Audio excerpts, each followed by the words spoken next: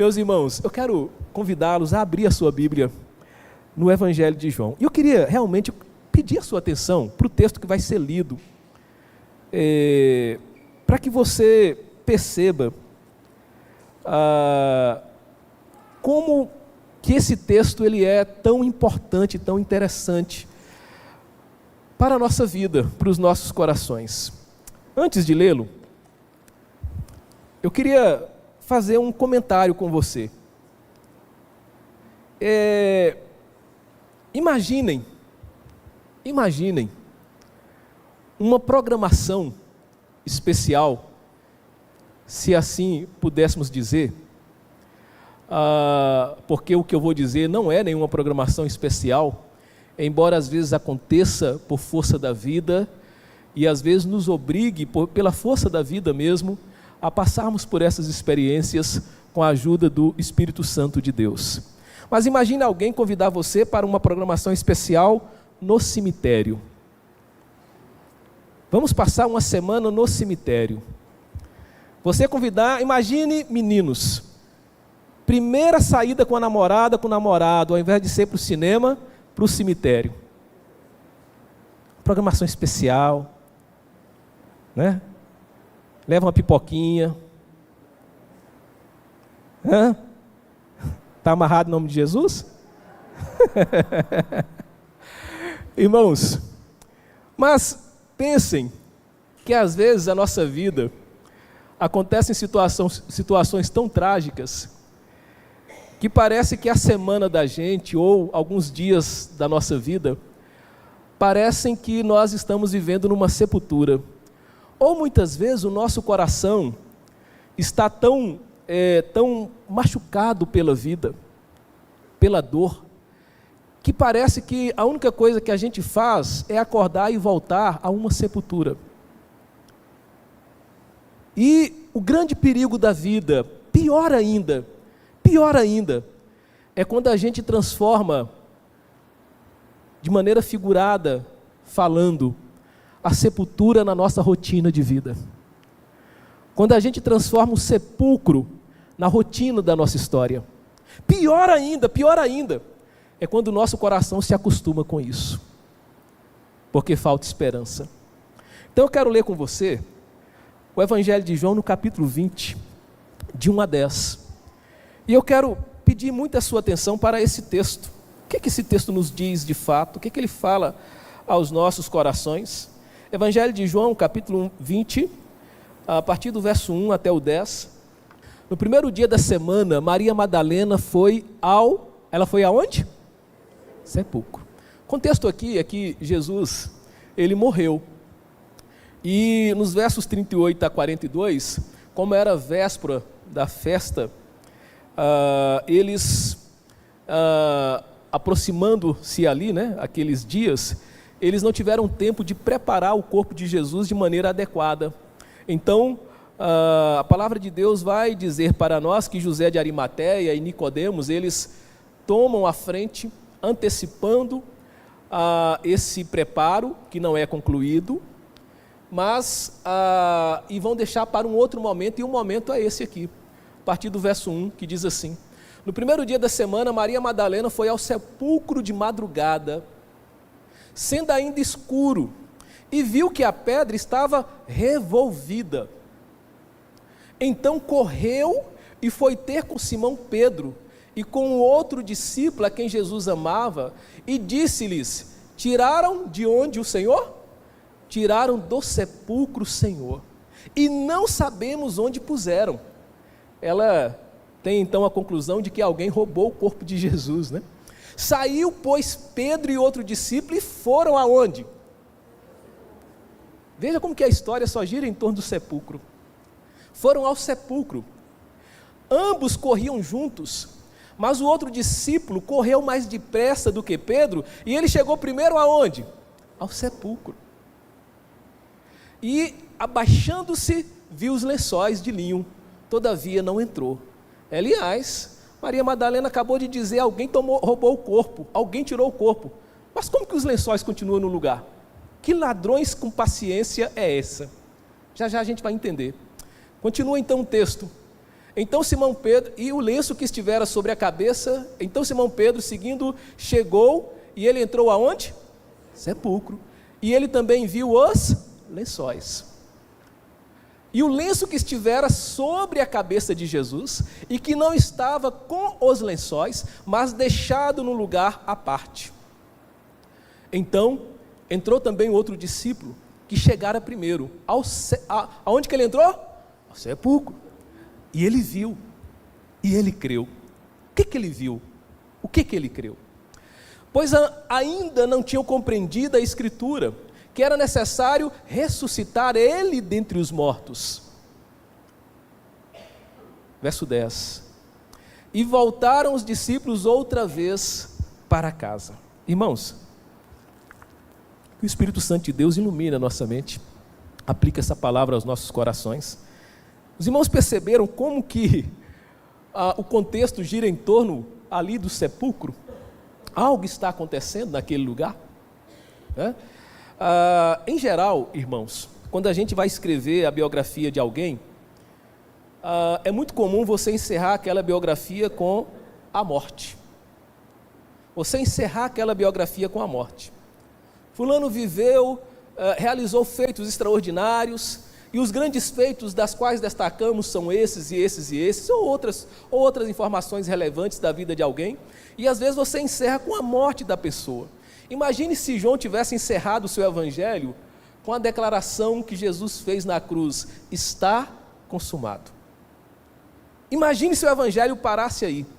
Se João seguisse essa regra de levar a biografia apenas até o dia da morte, nós não teríamos então o capítulo 20. Mas nós não estamos diante de um homem qualquer, nós estamos diante do Filho de Deus. Nós estamos diante de Jesus Cristo, o Deus encarnado. Então, que coisa interessante. Se João tivesse seguido a regra dos grandes biógrafos da vida e terminasse o relato de Jesus na cruz, está consumado, irmãos, nós nem aqui estaríamos trazendo essa mensagem. A ressurreição é um tema importante para nós. A ressurreição é parte fundamental da mensagem do Evangelho. E a gente vai ver isso em inúmeros textos, Quando você pega, por exemplo, a primeira carta de Paulo aos Coríntios, uma carta que Paulo escreve resolvendo um monte de problema, divisão entre irmãos, problema no casamento, imoralidade sexual, problema de incesto, problemas espirituais, um monte de problema. Paulo vai dizer que a resposta para todos eles é a cruz e a ressurreição. A cruz e a ressurreição. Fato é que lá em 1 aos Coríntios, nessa carta, no capítulo 15, versos 3 e 4, Paulo diz: porque primeiramente vos entreguei, o que também vos recebi, que Cristo morreu por nossos pecados segundo as Escrituras, e que foi sepultado, e que ressuscitou ao terceiro dia, segundo as Escrituras. Risber vai dizer que a cruz e o túmulo vazios são os recibos de Deus, dizendo que a dívida foi paga. A cruz e o túmulo vazio é o recibo de Deus dizendo que a dívida foi paga.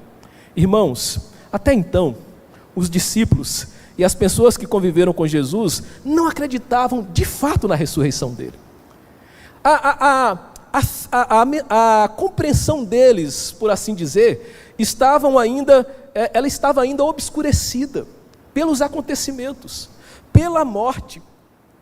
Muitos, embora, vamos dizer assim, ainda que muitas vezes Jesus tivesse dito e dado muitas provas a respeito da sua ressurreição, como ele faz, por exemplo, em Mateus 26, 31, quando ele diz: olha, todos vós esta noite vos escandalizareis em mim, porque está escrito: ferirei o pastor e as ovelhas do rebanho se dispersarão, mas depois de eu ressuscitar, irei adiante de vós para a Galileia. Jesus, ele deu muitos sinais, muita clareza de que, de fato, ele iria ressuscitar. A mente deles, dos discípulos, dessas mulheres aqui, ainda não tinham assimilado essa verdade eterna. Então o coração deles, no texto que nós acabamos de ler, estavam restritos a um lugar, e esse lugar se chamava sepultura. Esse lugar se chamava sepulcro, porque a mente deles ainda estavam obscurecidos pelos acontecimentos. Eles ainda não tinham tido a compreensão da ressurreição aqui nesse momento. Eles sabiam que o Jesus que eles criam, grande líder, grandes feitos, grandes sinais, ele estava morto. Esse Jesus estava morto. E eles se comportaram conforme essa verdade. Esse Jesus estava morto. Eles não conseguiram colocar os seus corações na promessa da ressurreição.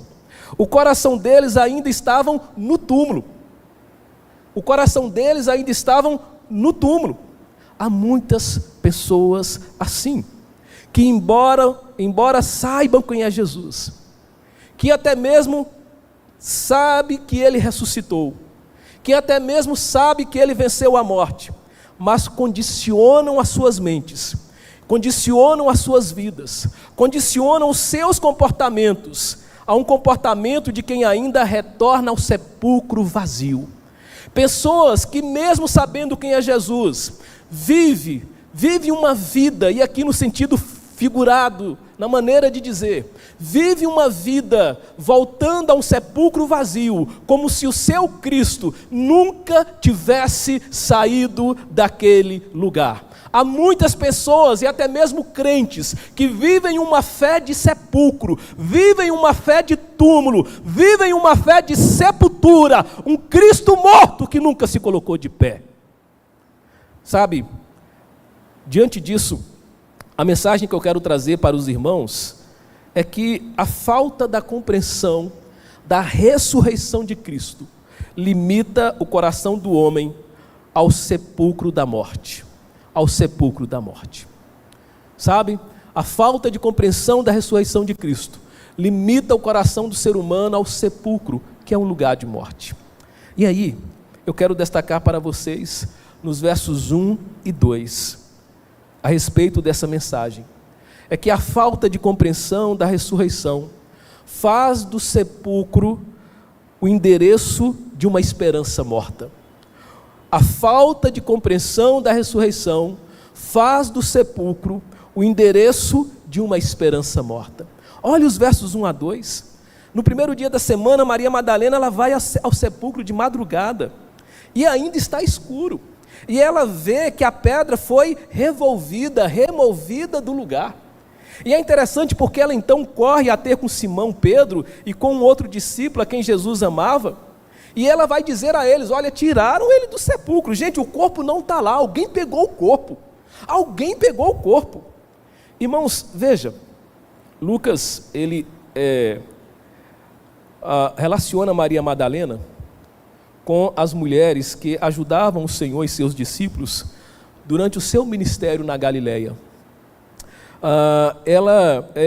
Elas prestavam assistência com seus bens, como nos descreve Marcos, no capítulo 15, a partir do verso 40.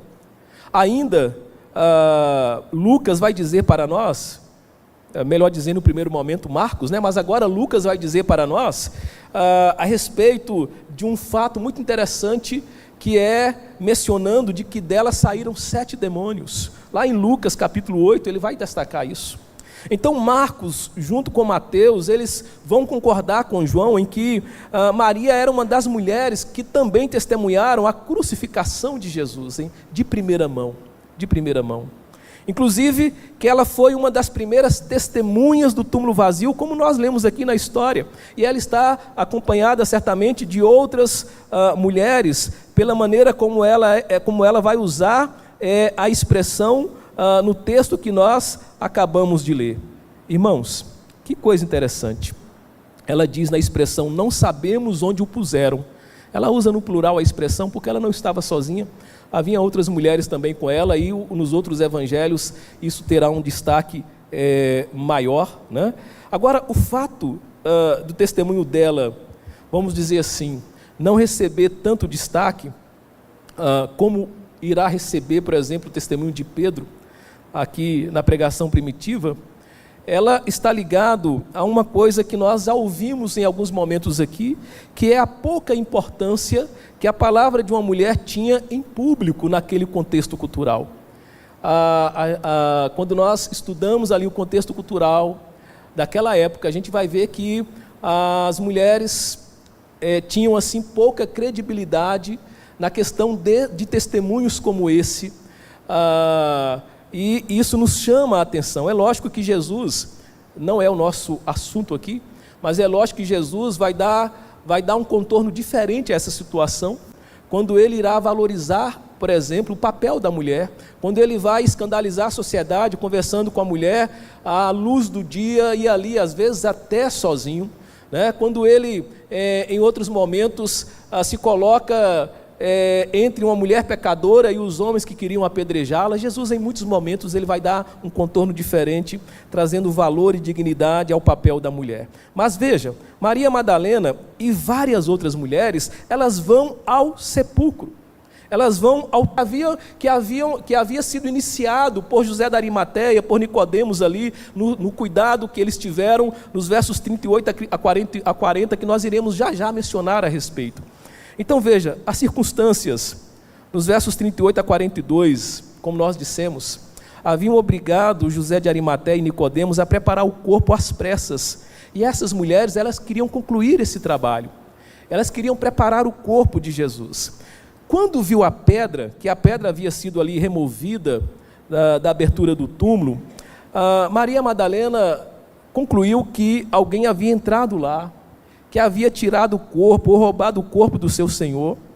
E se esse fato se confirma, irmãos, a ressurreição então, ela estaria comprometida.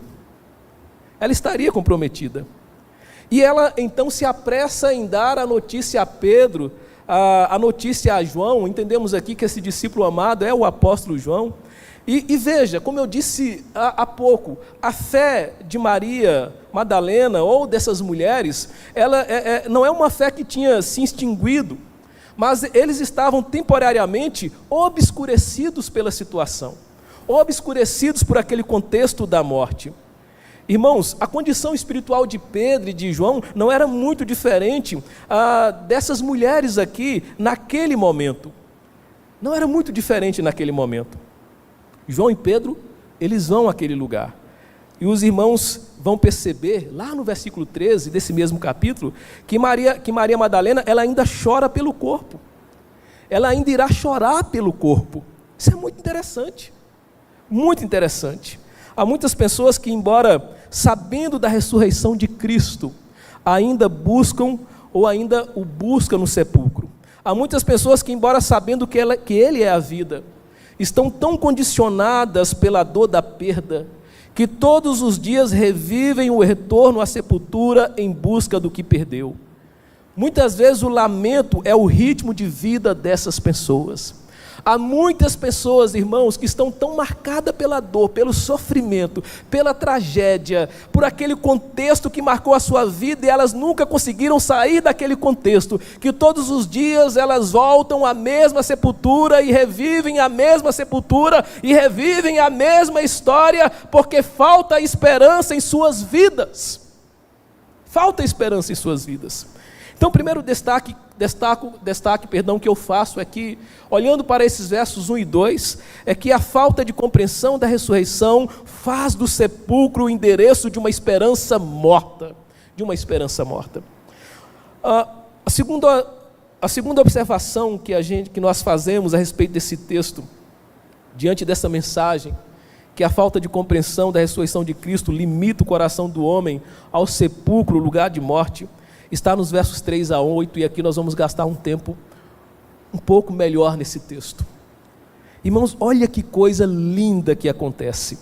E aqui os irmãos me permitam dizer, nós queremos trabalhar de maneiras a não nos distanciarmos, é óbvio, como deve ser, das Escrituras Sagradas, do texto sagrado, porque o que mais tem a respeito do que eu vou ler agora é teoria diversa. E é muita teoria, e algumas até bonitas, mas por mais bonitas que sejam, eu quero dizer a você, não vamos nos distanciar das Escrituras. Vamos ficar nas Escrituras. O que realmente ela pode nos ensinar a respeito do que leremos nesse trecho agora? A partir do verso 3, a palavra de Deus diz que Pedro saiu e que o outro discípulo também foram ao sepulcro. E a palavra de Deus diz que ambos corriam juntos. É interessante, né? Corriam juntos. Mas o outro discípulo correu e mais depressa do que Pedro e chegou primeiro ao sepulcro. E que ele, abaixando ali, ele viu os lençóis de linho, mas ele não entrou naquele lugar. E Simão Pedro, então, ele chega e ele já vai entrando no sepulcro e ele vê os lençóis, como seria da impulsividade de Pedro, né? Como seria da sua característica ali, de ser tão impulsivo. Ele já chega e ele já vai entrando mesmo, e ele já vai olhando ali naquele lugar. E então o verso 7 diz também que ele viu os lençóis, e o verso 7 diz que ele viu também um lenço que estivera sobre a cabeça de Jesus e que não estava com os lençóis, mas deixado num lugar à parte. E então entrou também um outro discípulo. Agora esse outro discípulo entra, e a palavra de Deus diz que ele entra, e esse que chegara primeiro, que não tinha entrado antes, mas ele entra e ele vê e ele crê. Ele viu 2 vezes. E ele creu na segunda vez. Irmãos, que coisa interessante nós temos aqui. Eu queria, com esse trecho que nós acabamos de citar, dizer que a falta de compreensão da ressurreição, ela faz com que nós ignoremos as verdades eternas, que podem nos dar esperança, mesmo quando parece que estamos no meio de uma sepultura. A falta de compreensão da ressurreição faz com que nós ignoremos verdades eternas que podem nos dar esperança, mesmo quando nós estamos envoltos em circunstâncias que parecem uma sepultura, um sepulcro, falando assim de maneira figurada. Mas veja, irmãos, o que está acontecendo aqui? Em João 20, verso 3, a palavra de Deus vai dizer para nós que ambos, Pedro e João, vão correr para o túmulo. Mas no verso 4 diz que João chegou primeiro. Eu não quero aqui fazer como alguns fazem, que é tentar espiritualizar essa corrida. Tem alguns que às vezes tentam espiritualizar essa corrida, até usando lá o texto de Paulo, né? Para falar da questão da corrida espiritual, mas não é isso que o texto está querendo dizer para nós. A gente não tem detalhes, o texto não nos dá detalhes a respeito dessa questão, e não é a preocupação do autor também. A preocupação do autor é exatamente trazer uma mensagem que está acontecendo nesse cenário, que é o cenário de um sepulcro vazio, de um túmulo vazio. Quando João chegou ao túmulo, ele teve ali a cautela de permanecer do lado de fora e de olhar para dentro. E ele olha, e o que ele vê? A palavra de Deus diz que ele vê faixas sem qualquer evidência de violência, sem qualquer evidência de morte, porque lembre-se, Maria Madalena, quando ela vê, ela sai correndo e diz: alguém tirou o corpo, alguém roubou o corpo. Mas lembre-se de algo que nós vamos já confirmar para com os irmãos. O corpo estava envolto em faixas, a cabeça estava envolto num lenço. Então, algo está acontecendo aqui de maneira extraordinária, mas não havia nada ali além de faixas. Não havia nada ali além de faixas. Então, nos versos 6 a 7, a palavra de Deus diz que Simão, ele entrou naquele lugar, ele viu os lençóis, ele viu um lenço que estava sobre a cabeça e viu ali esses lençóis que tinham sido deixados num lugar à parte. Alguém deixou aquilo num lugar à parte. Alguém que colocou aquele lençol num lugar à parte. Eu tenho um autor que se chama André Sanches, mas outros teólogos também, que vai de maneira prudente nos falar desse texto e dizer que quando Jesus morreu, e nós podemos também fazer essa ponte, da mesma forma que Lázaro, ele teve o seu corpo arrumado para o sepultamento. Onde Jesus teve o corpo arrumado para o sepultamento?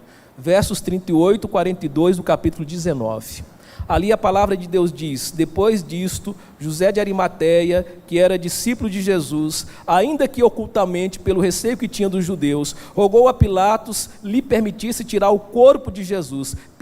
Pilatos lhe permitiu. Então foi José de Arimateia e retirou o corpo de Jesus. E também Nicodemos, aquele que anteriormente viera ter com Jesus à noite, foi levando cerca de 100 libras de um composto de mirra e aloés. Tomaram, pois, o corpo de Jesus e o envolveram em lençóis, com os aromas, como é de uso entre os judeus na preparação para o sepulcro. É um hábito, é um costume que os judeus têm de preparar o corpo, de embalsamar o corpo, de passar faixas ao redor do corpo, de enfaixar a cabeça. E a palavra de Deus diz então que eles tomaram, pois, o corpo de Jesus e o envolveram em lençóis. E o verso 41 diz que no lugar onde Jesus fora crucificado havia um jardim, e neste um sepulcro novo, no qual ninguém tinha sido ainda posto. E ali, por causa da preparação dos judeus e por estar perto o túmulo, depositaram o corpo de Jesus. Então veja que o contexto da preparação do corpo de Jesus nós temos. A palavra de Deus diz para nós que o corpo dele foi enfaixado e foi colocado num túmulo. Jesus foi envolvido, assim como Lázaro, em vários tecidos, conforme nós acabamos de ler. E João explica, irmãos, que toda a parte ritual da cultura judaica foi realizada em relação ao corpo de Jesus. A palavra traduzida por lenço aqui, no grego, é sudarium, ou soldarium, que vem do latim, nós conhecemos sudarium. Lázaro também, lá em João capítulo 11, Lázaro também tinha um sudário envolto em sua cabeça, quando ele emergiu do túmulo por ordem de Jesus. Nós conhecemos a história. Lázaro morreu, Jesus estava distante, Jesus chega ali depois de 3 dias, o corpo inclusive já está até fedendo. Jesus dá uma ordem e manda que aquele homem, ele ressuscite. Jesus, ele ressuscita aquele homem, e Jesus manda então que seja tirado dele as faixas que o envolviam, que sejam tirados dele os lençóis. Mas a pergunta que não quer calar: quem tirou o lençol de Jesus, meu irmão? Quem tirou a faixa de Jesus? Porque lembre, eles eram envoltos em faixa, eles tinham a cabeça amarrada com lençóis, até por uma questão de higiene também. Às vezes até a boca era tampada. O perfume está aqui descrito no texto que lemos, como uma maneira de preservar o corpo ali. É muito interessante isso. Talvez alguns textos possam nos ajudar a respeito dessa questão. Irmãos, então veja, a primeira constatação que nos importa é de que os lençóis de linhos estavam naquele lugar. Os lençóis de linhos estavam dentro do túmulo. Vamos parar para pensar. Maria Madalena correu e disse: alguém tirou o corpo. Meu irmão, que paciência teria um ladrão para poder tirar um corpo do túmulo, e um túmulo que era guardado por quem? Por guardas. Ter a paciência de desenrolar o corpo, tirar a faixa, e ainda, olha que ladrão bonzinho, dobrar o lençol e colocar no canto. Que ladrão caprichoso é esse? Que ladrão faria isso? Montar uma cena toda como essa? Eu queria que nós pudéssemos ler Lucas capítulo 24, 33 a 39, se os irmãos puderem colocar para nós. Irmãos, que coisa extraordinária! Que coisa extraordinária! Então algo está acontecendo aqui, nesse lugar.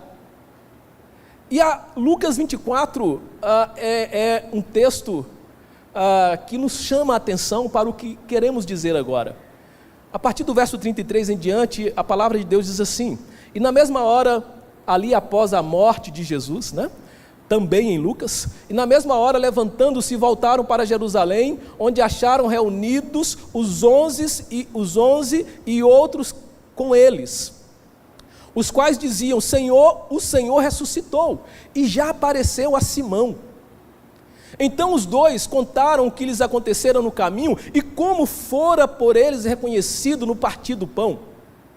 Falavam ainda estas coisas quando Jesus apareceu. Jesus apareceu aonde? No meio deles, e lhes disse: paz seja convosco. Eles, porém, surpresos e atemorizados, porque Jesus apareceu no meio deles do nada, eles, porém, surpresos e atemorizados, acreditavam que estavam vendo o quê? Um espírito, um fantasma, algumas traduções dizem. acreditavam que estava vendo um espírito, um fantasma. Mas ele lhes disse: por que estáis perturbados e por que sobem dúvidas ao vosso coração? Vede as minhas mãos e os meus pés, que sou eu mesmo. Apalpai-me e verificai, porque o espírito não tem carne, nem ossos, como vedes que eu... Opa! Jesus não tinha ressuscitado? Ele tem carne, ele tem osso? Isso responde a pergunta de muita gente, né? Mas é um corpo glorificado. É um corpo incorruptível. É um corpo glorificado e incorruptível. Carne e osso, mas não é limitado pela matéria, não é limitado por paredes, não é limitado por pilastras, por colunas, não é limitado por nada. Quero te chamar a sua atenção. Por que eu estou lendo esse texto? Porque quando nós olhamos para o sepulcro, os lençóis estão lá, a faixa está lá. A única conclusão que podemos chegar é que Jesus atravessou aqueles tecidos. E caso contrário, ele poderia ter tido a mesma dificuldade que teve Lázaro de retirar os tecidos que lhe apertavam firmemente. Jesus, eu ainda vou pregar sobre isso, ainda aqui no livro de João, e possivelmente ainda nesse mesmo capítulo, João vai trazer para nós. Acho que vale a pena até consultarmos a respeito, para reforçar o que eu estou acabando de dizer. Por isso eu vou pedir os irmãos para colocar João capítulo 20, a partir do verso 19 em diante, porque é a mesma história que nós acabamos de ler, mas aqui um detalhe ainda mais forte corrobora o que nós estamos afirmando agora. Ao cair da tarde daquele dia, o primeiro da semana, quem que está trancado aí, meu irmão? Quem que está trancado aí? Estão lendo comigo? Trancadas as portas de quê? Da casa. Onde estavam quem? Os discípulos. Com medo de quem? Dos judeus. Essa vai ser a nossa próxima mensagem ainda, né? Talvez no outro domingo. Veio Jesus e pôs-se aonde? E disse-lhes: seja convosco. A porta não estava trancada? Os discípulos não estavam reunidos com medo? Como que Jesus conseguiu chegar e se colocar no meio daquele lugar? Como? Corpo glorificado, incorruptível, Ele ressuscitou. Ele ressuscitou.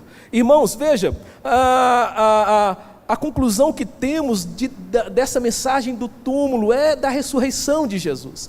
Tecidos e linhos, se paredes, se concreto, se tijolos não é capaz de conter o seu corpo, será que tecidos e linhos serão capazes de conter o seu corpo? E os panos e os tecidos ficam exatamente no local onde estava, e foi deixado ali, com exceção dos panos que estavam na sua cabeça, que é colocado à parte, para que ficasse evidente de maneira clara que o corpo não foi roubado. O corpo não foi roubado, mas que ele havia atravessado esses tecidos e depois tirado o pano da cabeça e dobrado e colocado à parte. Por que ele colocou à parte? O verso 7 diz para nós que isso foi colocado à parte. Irmãos, o lenço dobrado é uma mensagem de Jesus, deixado aos seus discípulos, que ali foram ao túmulo, de que Ele ressuscitou, de que Ele estava vivo. O lenço dobrado é uma mensagem clara de que o Filho de Deus não está mais naquele lugar, de que Ele está agora num corpo glorificado, incorruptível, e Ele venceu a morte e Ele ressuscitou. O lenço é uma mensagem de Jesus para aqueles que vão ao sepulcro procurar o seu corpo e não encontram o seu corpo. Então pare de viver uma vida voltando à sepultura, voltando a sepulcro.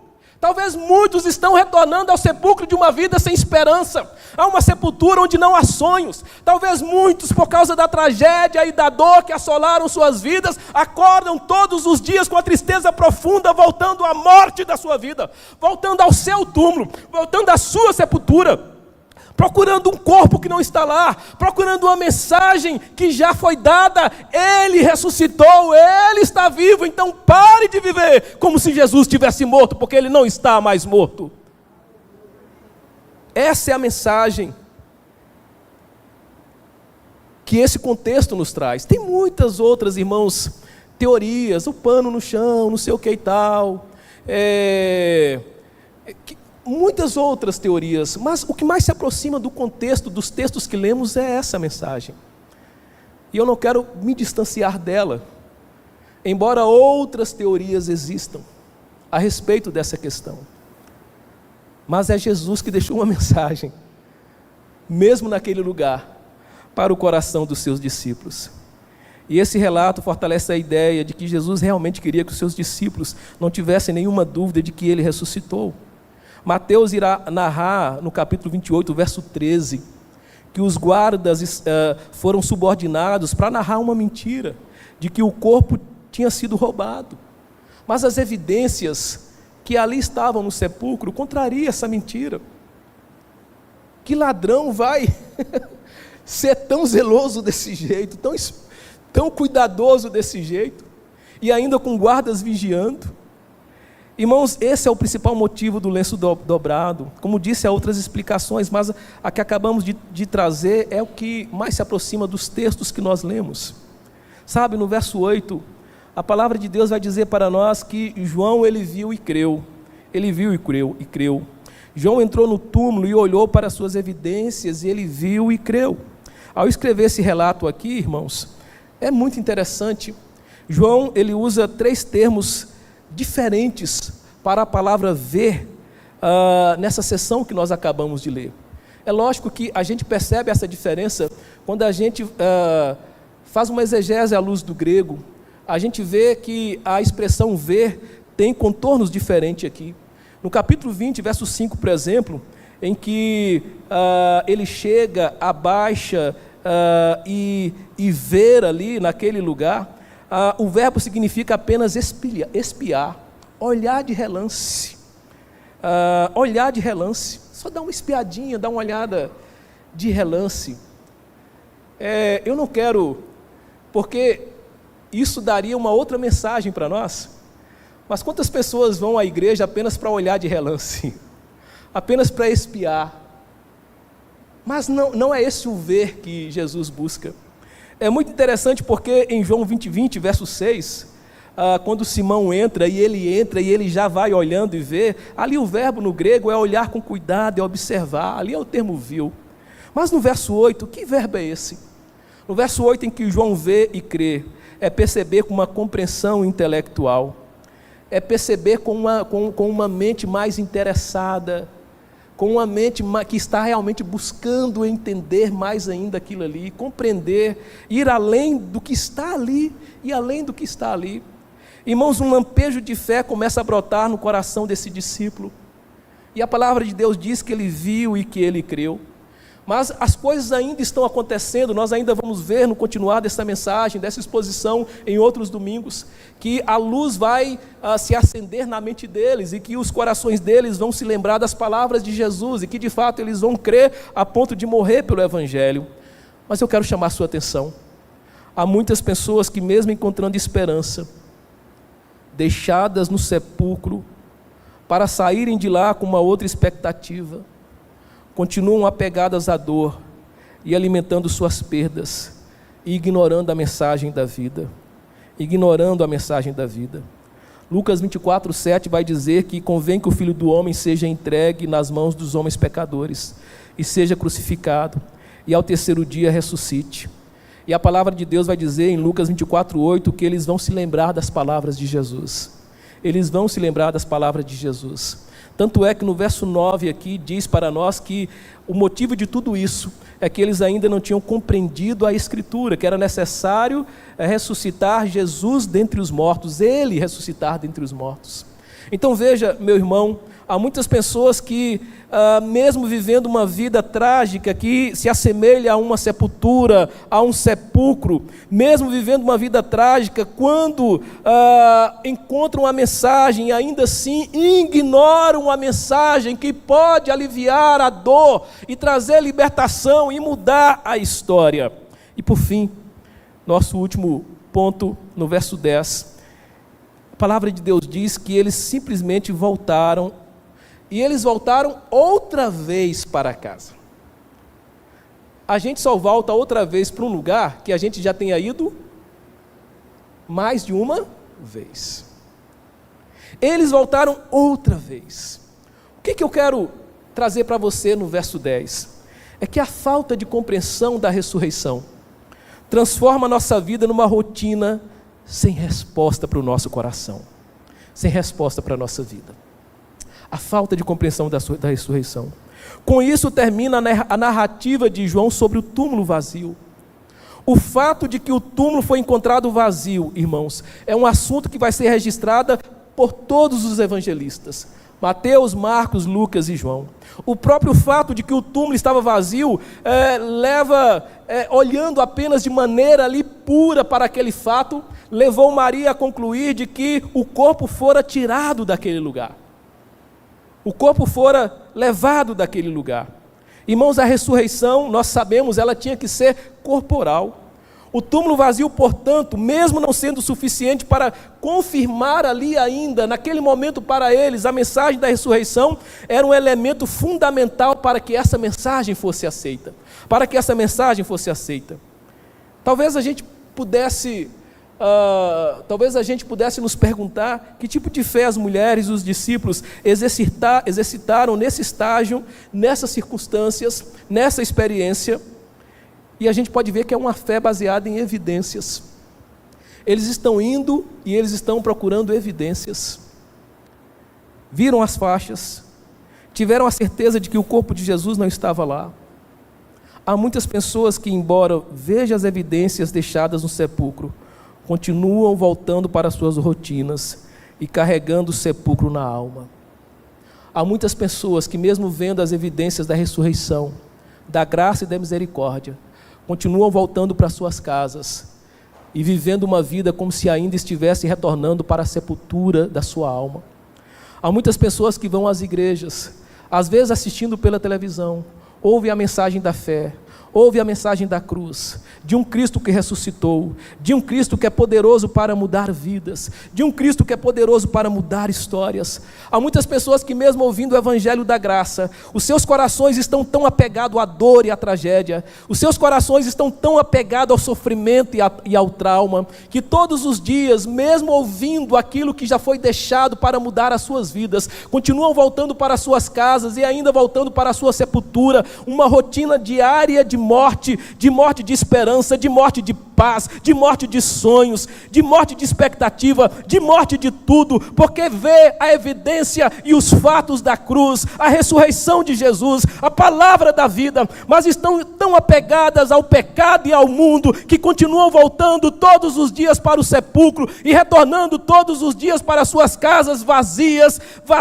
e mortas em si mesmas, vivendo elas em si mesmas um sepulcro espiritual, uma sepultura espiritual na sua mente, no seu coração, na sua alma, porque ainda não querem crer no evangelho da graça que diz: Cristo ressuscitou e pode mudar a sua história.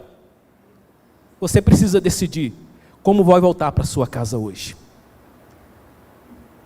Se vai voltar com um sepulcro que às vezes você já acostumou, ou se vai voltar crendo na mensagem que foi deixada para o teu coração hoje. Você precisa decidir. Por isso, meus irmãos,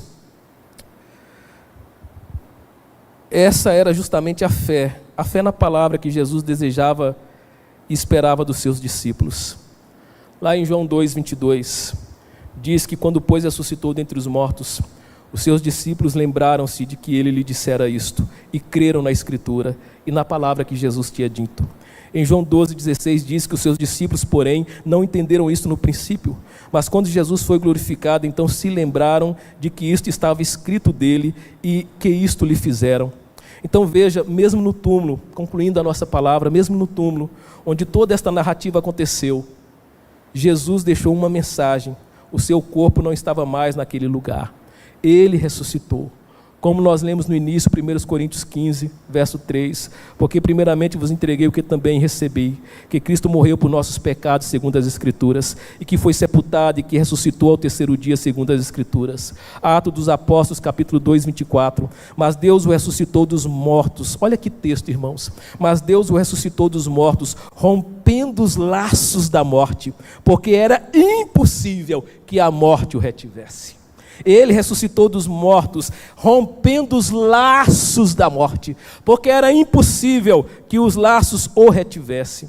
Irmãos, há muitas pessoas que ainda vivem a vida como se Jesus nunca tivesse saído da sepultura, como se Jesus continuasse limitado por faixas e lenços. Há muitas pessoas que transformam a sua vida numa sepultura, retornam todos os dias ao local da dor, ao local da tristeza, ao local da perda.